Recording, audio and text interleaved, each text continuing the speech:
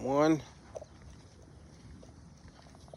in my strong personal opinion, one of the most greatest things that you can do for your spirit,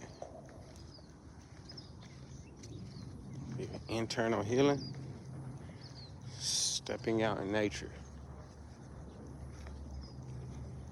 Stepping out in nature. Touching the grass with your bare feet. Touching grass with your bare feet. Soaking up the sun while your dog back there rolls around.